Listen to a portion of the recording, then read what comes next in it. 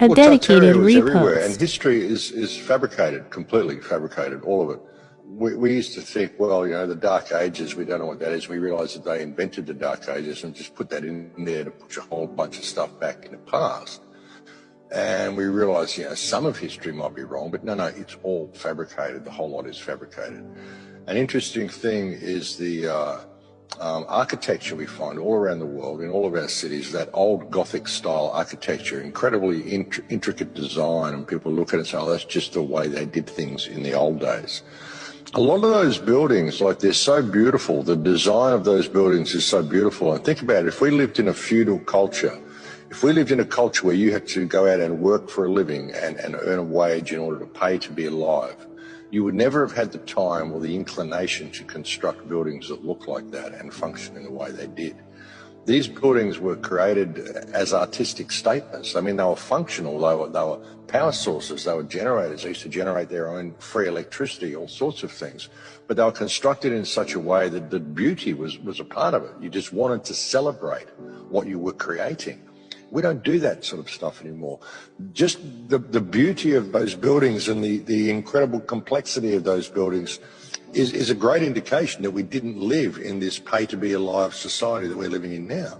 Tartaria was all over the world. It was an advanced culture that had free energy. It was based on etheric energy, and it existed up until around about 200 to 250 years ago. We think even like the earliest would be about the mid-1700s. It maybe was destroyed, possibly even a little bit later than that. And around about 1880, the late 1800s, they repopulated the world with children. And then they taught them whatever history they wanted. And you've got to wonder where all the children came from. Just look up foundling homes and foundlings and orphan trains across the United States, across Europe. They were everywhere, children everywhere. A couple of years ago, I was reporting on all this sort of stuff. And then the fires broke out and COVID broke out, and I had to kind of leave the topic and get on to more important things that are dealing with us now.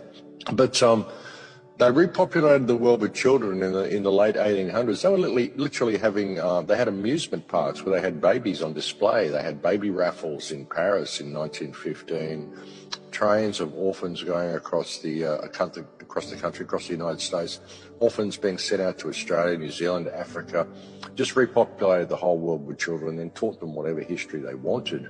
And now we've got to this point where they're basically harvesting all the souls of those people. It's like they grew their herd, you know. I've often referred to the earth as a people farm. We're living in a people farm, and people don't really realise it. I think of each country as its own separate pen, and what they've done now at the end, this is harvest time, and they're stock taking. They've closed all their pens, they're doing their stock take, and they're harvesting all those souls that they can get, leading them into the mainframe. And it's a natural progression from what happened in Tartaria.